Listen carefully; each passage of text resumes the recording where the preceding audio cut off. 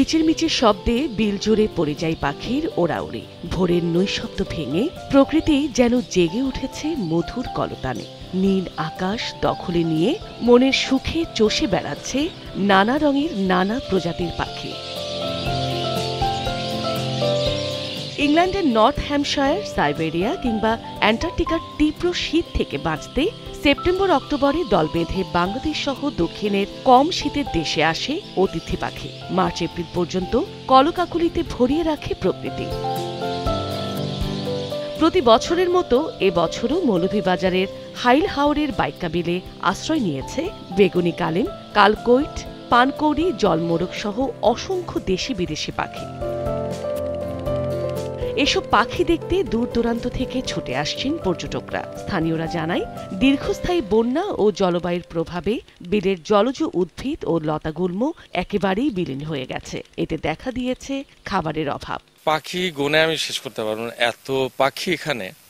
আলহামদুলিল্লাহ, খুব চমৎকার একটা পরিবেশে। এই রাস্তাগুলো যদি আরেকটু সুন্দর করে পরিষ্কার করে যদি করা যায় তাহলে আরো মানুষ আসবে। আমাদের এখানে শীত পড়তে বিভিন্ন ধরনের পাখি আছে, এখানে আসা শুরু হয়েছে। তো আমাদের এখানে বিভিন্ন জায়গা থেকে মানুষ আসে, আইসা দেখাশোনা করে। কচুরি পানায় এই যে আপনার পদ্ম আসিল, শাপলা আসিল, শেওলা আসিল, সিংড়া আসিল, এটা কিন্তু সব ধ্বংস হয়ে গেছে। যে কচুরি পানা এটা ধ্বংস করছে, কিন্তু যার কারণে পাখিটা এখানেও থাকতে চায় না।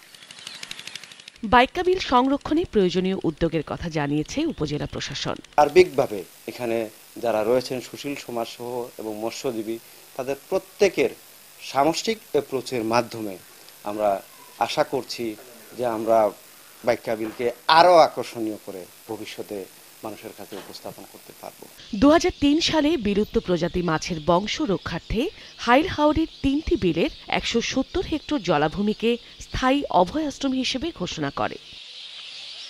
সময় সংবাদ, মৌলভীবাজার।